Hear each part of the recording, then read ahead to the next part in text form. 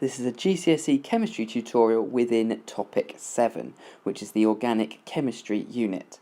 In this video we will look over polymers. Within this topic we will first look at addition polymers, looking at the reactions of alkenes to make addition polymers. Secondly, we will look at condensation polymers. Condensation polymers are a triple chemistry only topic. As we looked at in the last video, hydrocarbons, particularly alkanes and alkenes, can be used for a wide variety of purposes. The alkanes can be used as fuel to generate electricity and are formed in cracking. The alkenes are also formed during cracking, and they can be used to make plastics, pharmaceuticals, explosives and cosmetics. We will be looking at how we can use the alkenes in this tutorial. A polymer is made when lots of the same molecule join up into a long chain. There are two types of polymers that we look at GCSE. The first type is addition polymers. You need to know about addition polymers regardless if you're doing double award science or the triple science option. They are formed when alkenes polymerize. For example, polythene coming from ethene. Condensation polymers, however, are formed when the monomer has two reactive ends. They are formed by a carboxylic acid and an amine, or a carboxylic acid and an alcohol. Condensation polymers are only looked at in the triple chemistry unit. So how do we make a polymer? Well, polymers are made from monomers. These are the small molecules that join together to form the large polymer chains. They are going to be alkenes for addition polymers, which means that they contain a double bond. We can then open up this double bond and join them together to form a polymer chain. In order for a polymer to happen, the two monomers must join together. In this, the double bond breaks open and the two monomers can attach. We can see here that the two monomers are now joined as one continuous chain. This has caused the breaking of the double bond, and therefore this molecule is now saturated. We can then repeat this process in order to make very long polymer chains. This means that during an addition polymerization, we only make the desired product. There are no additional side products. We can then repeat this process onwards in order to make very long polymer molecules. You also need to be able to name polymers. In order to do this, we first need to name the monomer. The monomer that we've got here is ethene. We've got two carbons, eth, and a double bond, ene, hence ethene. Providing that we know the name of the monomer, naming the polymer is really easy. To do so, we put the word poly before it, meaning many, and pop the name of the monomer in brackets. Therefore, this polymer is polythene. We need a simple way of drawing out polymers as well.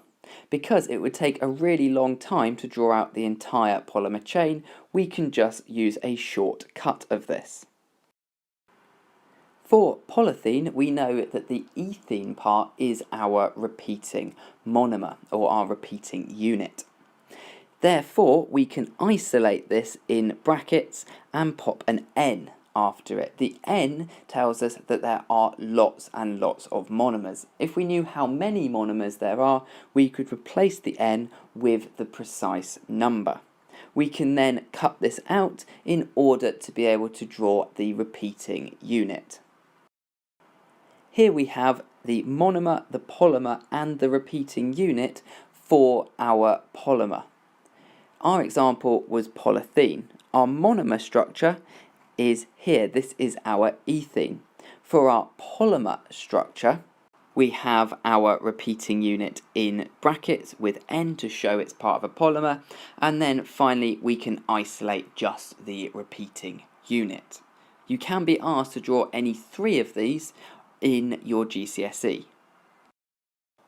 We can also change the properties based on whether it is a low density or a high density polymer. Low density polymers are much more flexible and soft. In the case of low density polythene, we use it for plastic bags and cling film. The reason we have low density is because the molecules are loosely packed. This is because they have branching structures, so the molecules can't be put closely together. High density polythene or high density polymers, however, the molecules can be tightly packed together as there is no branching. This means that each of the polymers can sit very close to each other. This makes them stiffer and harder and means they can be used for things such as buckets and bottles. Addition polymers can also be thermosoftening or thermosetting, which again changes their properties. A thermosoftening plastic has tangled polymer chains, and you can see that they are sitting over each other. There are no cross-links between the chains, and there are very weak forces of attraction between them. This means when this plastic is heated, it will soften and be much easier to work with. A thermosetting plastic, on the other hand, is held together by strong covalent cross-links, bonding between each of the chains, meaning that we have a much more rigid structure. This means that they don't break apart when they're heated, and as such, this plastic would remain hard when heated. It wouldn't soften like a thermosoftening plastic would. If you are only doing double science, then you can finish this video here, as we will be talking about condensation polymers, which only come up in the triple unit. Your next video, if you are a double scientist, will be to start looking at mixtures and formulations in topic 8. If you are doing triple science, you also have to know about condensation polymers. This is another type of polymerization. This time the monomers have two functional groups attached. There are two major examples of condensation polymers you need to know. The first is the formation of an ester. The second we will look at in the next video, where we look at biochemistry, as we will be looking at an amine link. Condensation polymers are named as such because for every bond that's formed, a small molecule, water, is lost. The simplest type of condensation polymer contains two different types of molecules, each with two of the same functional group, which is what we will look at now. An ester is formed in the reaction between a carboxylic acid and an alcohol. You can look at esters in more detail in the archive video C3.11 Esters, Fats and Soaps. Although this video is based on the old specification, it does go into much more detail on the formation of esters. As you may notice, this reaction as it produces water is also a neutralization reaction. This is because we have our organic base, the alcohol, reacting with our organic acid, our carboxylic acid, to produce an organic salt, the ester, as well as water. In order for this to be a polymerization reaction, we need to be able to make this into a long chain. To do so, we are going to react a diol, which is an alcohol which has two OH groups attached, and react it with a dioic acid, which will be our carboxylic acid group attached to both ends of our molecule. For each condensation polymer link that we make, each ester link that we make, we will release one molecule of water. This means that polyesters are made when dicarboxylic acids react with dialcohols, or dioic acids reacting with diols if you prefer. In this, water is lost. This is because our carboxylic acid, our dicarboxylic acid here, has two carboxylic acid groups attached. The square box representing the rest of the molecule, so the rest of the carbon chain, whatever that might be. Our dialcohol or our diol has two alcohol groups attached to OH groups.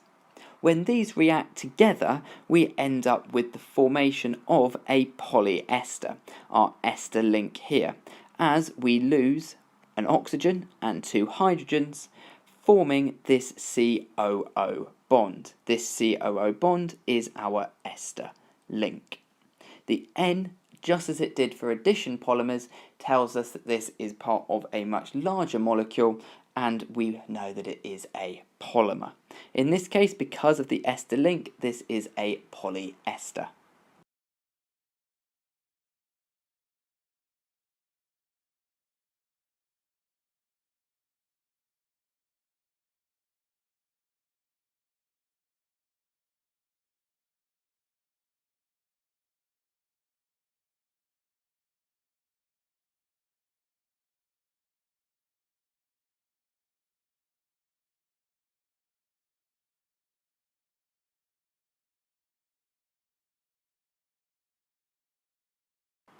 The formation of esters in the reaction of carboxylic acids and alcohols is looked at in more detail in the esters, fats and soaps video.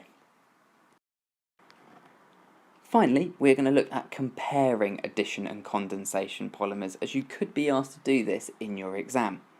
First of all, we will compare the types of monomers.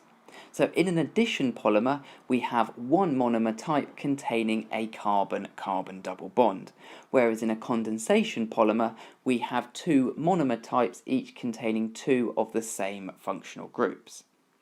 As we will look at in the next video, when we look at biochemistry, this can also be one monomer, but with two different functional groups attached, in the example of amino acids.